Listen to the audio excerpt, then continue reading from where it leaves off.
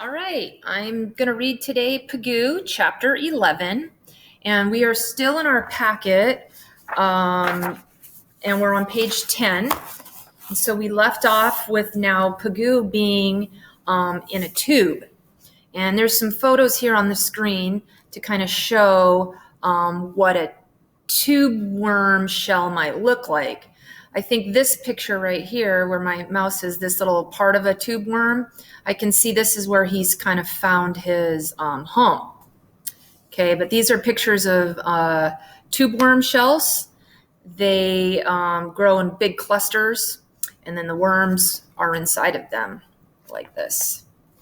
So I'm on chapter 11, and it's called A Concrete Tile Can Crawl Both Ways. So once again, Pagoo was looking for a home. He hiked into Tide Pool Town, kicking at every snail shell, but all were occupied. He found, though, an inch-long tube, a hollow concrete tile, so kind of like this, about an inch long, built by a tube snail, or a tube worm. It had come from a tangled mass of tubes, cemented to a rock by a colony of snails who stay home and eat sea soup. Pagoo tapped the tube, felt around one empty end, and snapped into it quickly. Inside this place was smoother than the penthouse barnacle, and it was comfortable. Pagoo could drag this tube home where he wished while hunting for food. He didn't have to depend on a landlady. He wasn't trapped under a pearly dome, so Pagoo rested. For no reason, the tube began moving. Okay, that might be question number 1 on page 10. Pagoo stretched out his claws and his front feet. He dug into the sand to anchor things, and the tube stopped. This was very odd. No large animal was around, and no danger seemed near, yet the tube had moved. Why should Pagoo be nervous? He, who already had been sculpin swallowed, gull hoisted, hard beach walloped, he jumped out and ran to the other end of the tunnel. He found the other end stuffed with feelers. 2 small gloves showed Pagoo that another hermit lived there. A hermit just his size, who did not seem glad to see him. In fact, this roomer at the other end of the hall pinched Pagoo hard.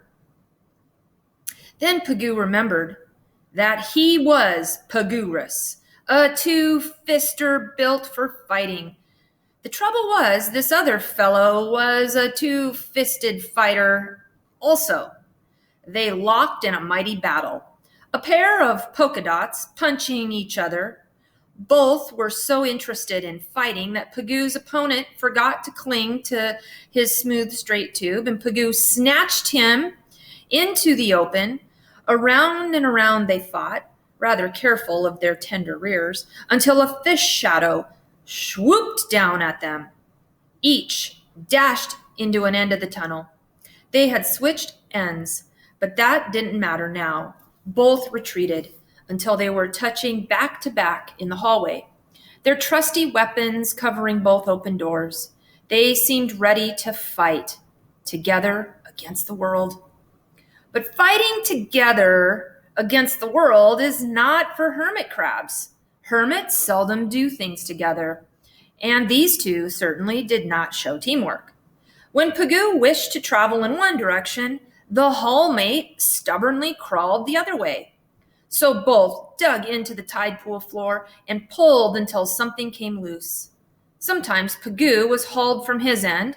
Sometimes his hull partner was dragged out. After fisticuffs, they would return to the hall, lean out from their separate doorways, and start walking again. In different directions, of course. It was easier when both wanted to graze on the same algae-covered rock. Then, for once, they worked together like 2 oxes, dragging the snail tube sideways like a yoke between them. But mostly they squabbled and fought, and little by little Pagoo proved himself to be the stronger. At last, He was dragging the tube this way while the other gave up and went along for the ride. It was hard on Pagoo, but it made his tiny body stronger. At each bracing new tide, hermit crabs came alive to tangle in happy boxing games.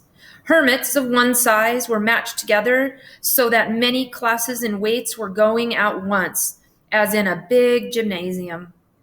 The prizes were snail shells. That'd be question number 2. With young hermits always growing and molting and needing new trunks, half a size larger, old trunks were forever being tossed off and new ones tried on. As in a game of musical chairs, someone would be left with no pants to sit in. In one of these friendly battles, Pagoo grabbed a shell. He had dragged his unwilling hallmate across the arena to mix in a scuffle with hermits his size, and the gloves were going in the water. Beautiful to see. When many fighters had changed places, Pagoo was left near a horn shell, tapered like a trumpet. Its owner had left it to try on another one for a new size. But he had decided against that, and then he dashed home right into Pagoo. Pagoo leaped, blocking the other's rush, holding off the other. He popped his own curved rear into that horn shell. At last, Pagoo was in. It was not a rounded shell as yet, for this graceful beauty was shaped like a little tiny horn, but it had been made by a snail that had walked on a foot, and it fitted Pagoo. No more of this dragging somebody around wherever he went. This shell made him feel safe from behind. With his larger glove plugging the doorway and a smaller glove covering a peek hole that was left, Pagoo was as snug as a pickle corked up in a bottle. So Pagoo was suddenly secure on his own. He was independent. Yes, he now owned a castle that doubled as a house trailer. How light it was, how easily handled. He zoomed up a steep rock. He banged down a canyon of sensitive muscles and braked just in time to miss hitting traveling towers. Aha! So some stranger now had taken his old penthouse. Oh, silly boy. He needn't expect free meat for every dinner. But let that dimwit find out for himself. And the fat old lady lopping around with that load as usual. Remember, little Pagoo, look at him now. But she only plodded on. Pagoo made his trailer perky again with a burst of speed. He stopped at the worn old snail tube, and he glimpsed at a new roomer where he had so recently lived. But for his quick wit, Pagoo himself might still be there. Pagoo was quick and clever, the strong one with the sleek new outfit. He stared at his old hallmate and motioned him to come out and fight, clenching his claws and waggling his eyes. And then in mounting excitement, Pagoo did a very rash thing. He hopped right out of his brand new shell and fairly pranced around in victory. Immediately, he knew that he should not have done that. Something rushed past him. What? How? Oh no! His old partner had grabbed Pagoo's new shell, and even now, swishing his feelers in a gesture of triumph, and a rowdy hermit gang was coming at Pagoo.